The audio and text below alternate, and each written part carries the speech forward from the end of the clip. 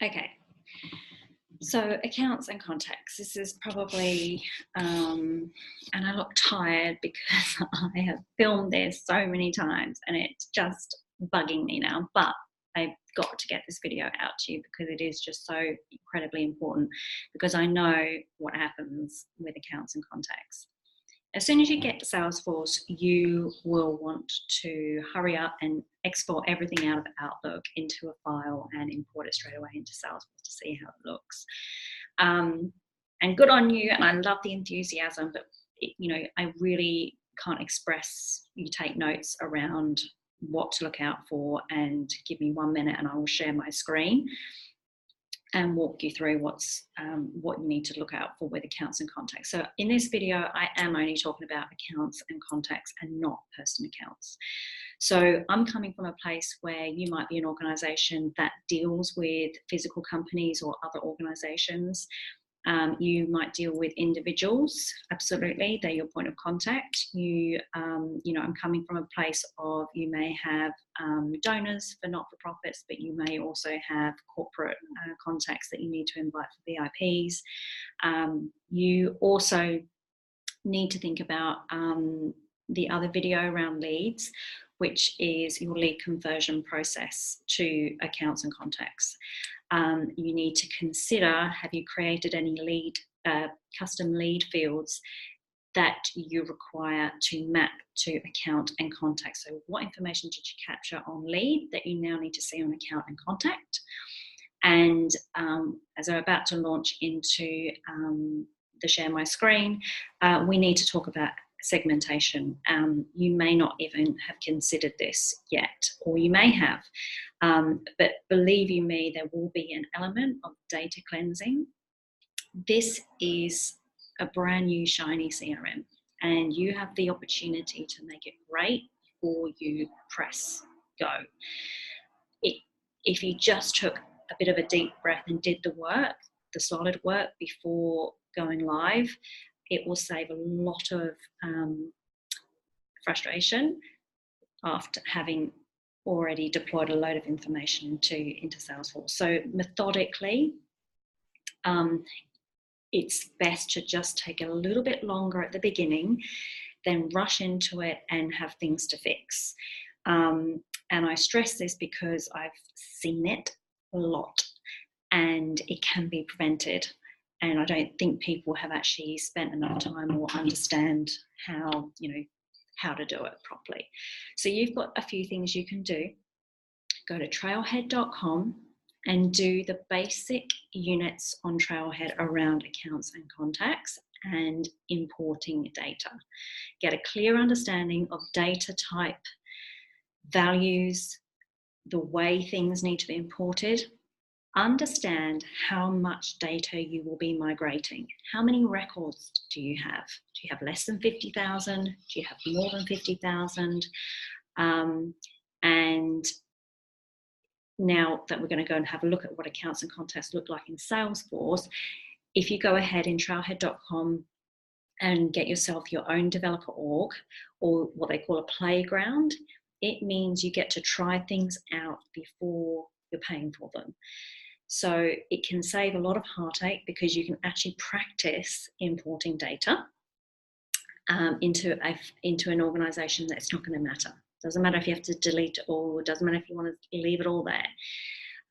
You can also try importing data and then mass updating, and how do you feel comfortable about that? But also it's going to give you an estimate of time. Whether someone internally in your organization has to do this, or you have budget to employ someone to do it for you, at least you're going to have an idea of how long something takes, and you're not experienced. So imagine how long is it going to take for someone that is experienced that could do this. So you can actually make your own assessment of what something's going to take. And a lot of it will be an onus on you to consolidate. And well, where's all our data? Is it sitting on someone's laptop, on their phone, on the iPad? Who's going to go and get it all together and put it into a file? This video is about putting together that data import, that data migration file for accounts and contacts. So I'm going to share my screen as promised. I've got to find it. Is it this one? I hope so. Yes, it is. It's this one. So I am in Trailhead. So you'll see my Trailhead,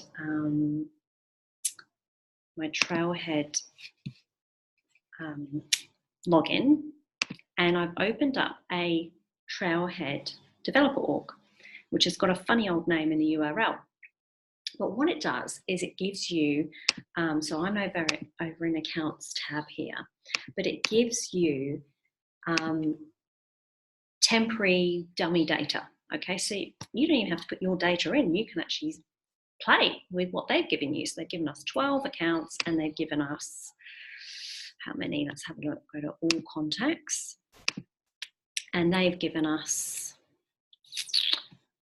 20 contacts. So this is a really great way, even at this level, to play around with how you may or may not want something to look. So if we jump into an account, if you go back to my other videos, you'll see that the way things look, this layout, you can configure this. So if you need it more intricate, if you want to strip it back, if there's, particular user groups in your org that need to see or not see, this can all be configured. So don't worry about how this looks, because you can fix it. Two major considerations, even before we get started. First one is, when you're preparing, go away, do your homework, but when you're preparing this, who is going to own your accounts and contacts? Do you work in account teams? Do you have multiple people that need to be notified around something or another, which Salesforce queues permits? So you could have several people that get notified when an account ownership, an account's created with a particular queue. But on import, you're going to need to know who owns the accounts and who owns the contacts. Is it both? All questions you need to know, because the file needs to know. So account ownership is sitting at the top here. It's in my name. I can transfer it. I could do mass transfers once the data's in. That's fine.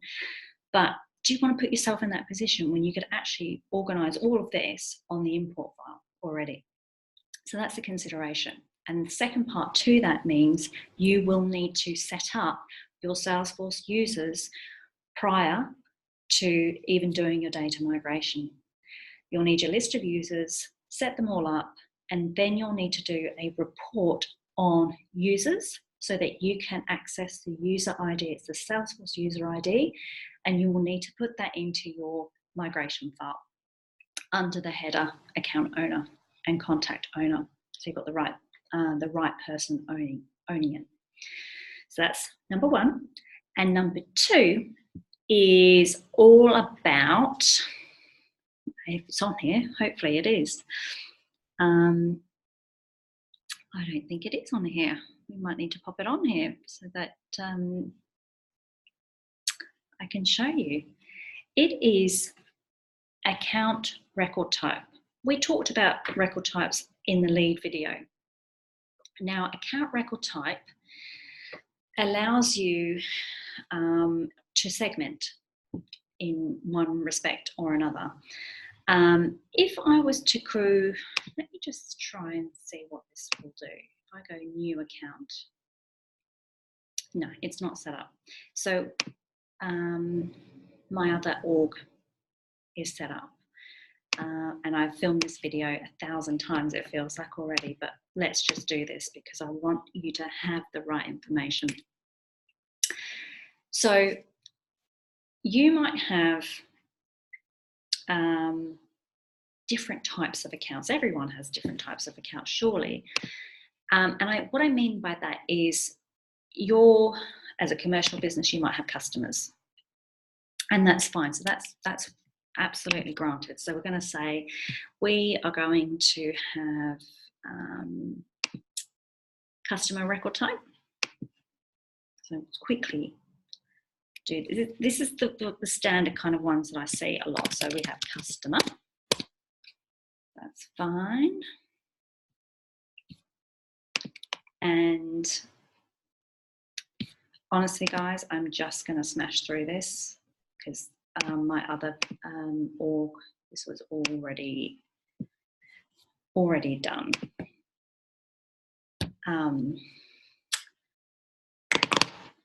Okay, you might have suppliers in your org, as accounts in your Salesforce or in your database. You might, yeah, I want to see my customers in here, and I also want to, I've got another set of users over here that just need to deal with the suppliers. That's cool.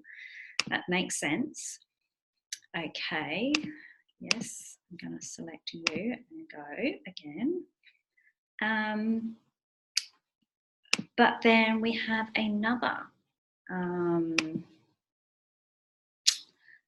account type, which is external.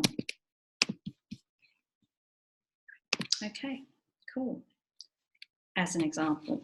So now what happens is when I go and create a new account, nope, didn't like it either. Save that. That's because it's safe. There we go, save.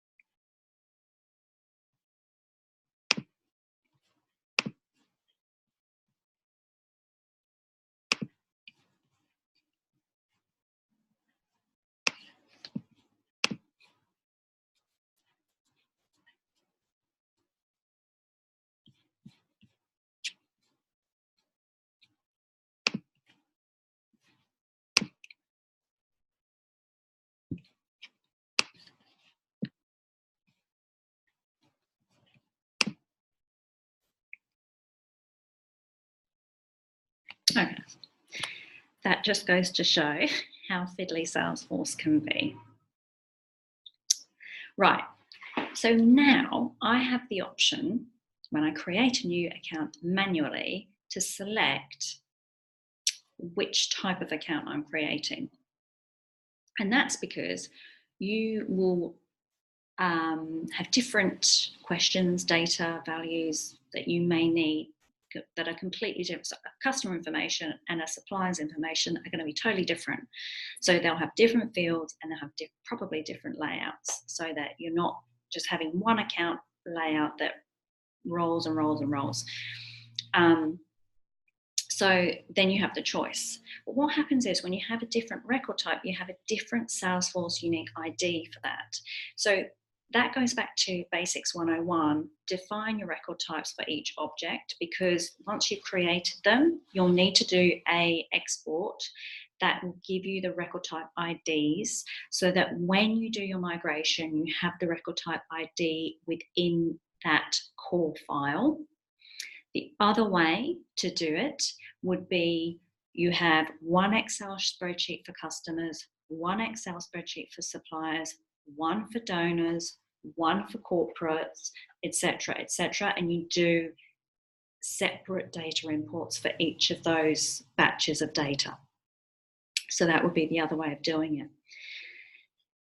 it. Record types do not have to be available to every user. So like you saw me ducking into the back end there very sneakily, each profile that gets created or that you use and then is applied to a user in Salesforce, you can define what record type should be their default, and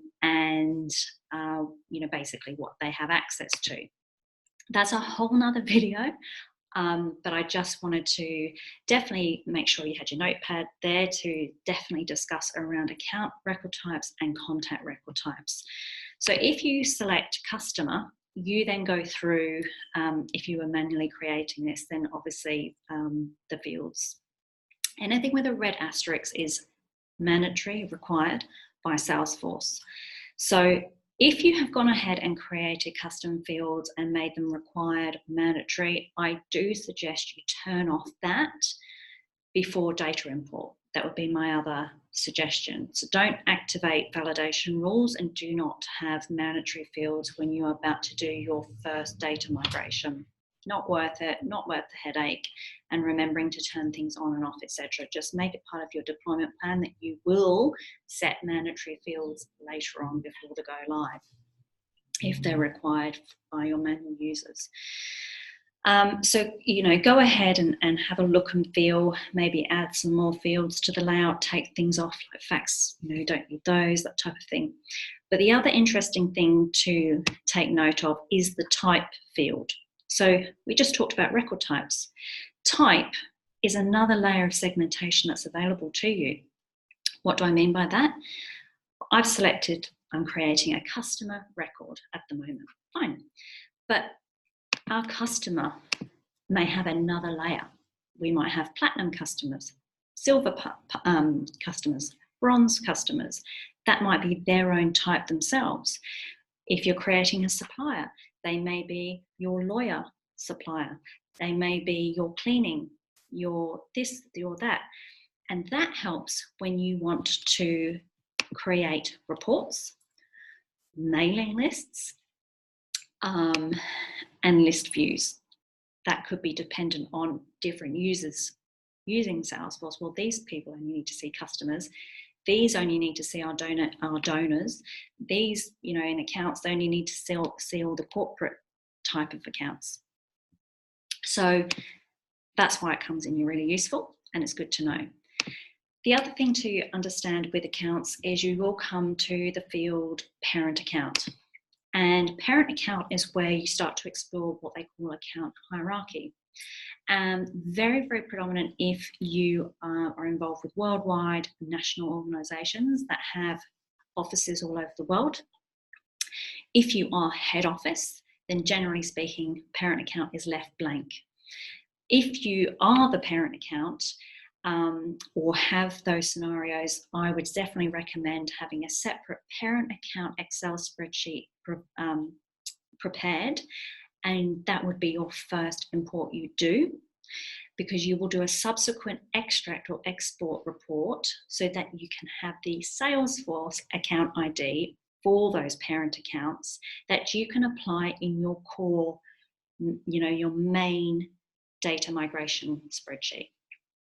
You'll copy and paste it onto all the child records that need to relate to that parent account. Some companies utilize account hierarchy internally. So they may be a head office that have their own child accounts, and they actually have that information. They create their own record type for their own company, and they look at their account hierarchy internally within Salesforce as well. It's another use case for it. It may be that you have a government and all the subsidiary child organizations. So parent account is one way that you could utilize account hierarchy. So it would be something to definitely assess and see whether it's something that you need to use. You may not need to use it, you can take it off the layout, but I would definitely recommend at least having that conversation amongst your organization. That would be for sure. So heading over to the contacts tab, I just wanted to talk about another feature that will become available to you. So contacts, they have their own Salesforce ID, which you'll be able to pull out of a Salesforce report. Now, I did want to just touch on the send list email feature that is available on Contact. Now, this is where all that critical segmenting really does come in handy, because you can use your filter and you can put filters on record type and type. You can even, I think we saw just before, there's a birthday list. So you could do some segmentation, create a bespoke list view that certain users need to see, and And you can actually send a list email from that list view. Now, what will happen is whatever email address is populated on the contact record is what Salesforce will use to send that list email. Some companies, organizations, will create more than one custom email field on a contact record, on a lead record, because the PA email address is this, the mother and father is this. It won't matter. Salesforce only looks for the standard Salesforce email address. So do bear that in mind when you are populating and creating new fields around contact, because yes, the send list email feature is available, but it will only send and refer the unique email address, which has the red asterisk. It's only connected to that. So you'll also start to see the relationship between lead conversion to the contact as well. So values that have transferred and migrated across from a lead conversion onto a contact record. So lead mapping is very, very important. And I would suggest you review how everything's been mapped. So you jump into the back end, you go and look at lead and fields and relationships, and map lead fields. So if you've created custom fields on lead or custom fields on account and contact, but you wish the value to transfer across on conversion, you will need to do this exercise, and you'll need to go and look at account and contact and make sure that they're all mapped to where they're supposed to be mapped to. I mean, obviously it's not, this one here is probably the only one that I can see out of the box, but once you start performing your activity, you'll see that, oh no, I need that, and that needs to be mapped. So that'll be another little piece of homework that you'll need to take away in order to get prepared. So what we'll do is we'll go to reports, and we will create a new accounts and contacts report. And some of the key things you need to be aware of. So go contacts and accounts. This is going to create open report builder. Leave all of these settings as they are, except for ducking into filters and making sure you've got all accounts applied, and that you have the created date. Make sure that that is all time and apply that.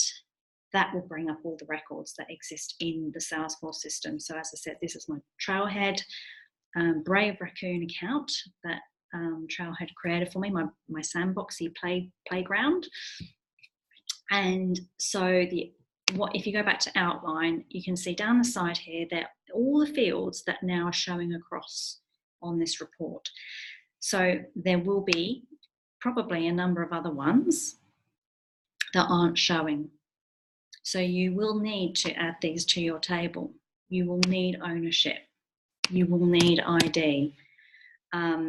You will need the parent count. So once you've performed that activity, you can then save and run the report. Okay, so save and run that. And then what you'll do is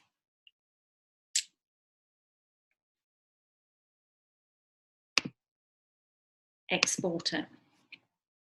Formatted just means it's going to be formatted and it's going to look pretty, and we don't want that. We want detail because it's a working document, and we will want it in CSV because we're going to be importing it back into CSV, so you may as well export it out.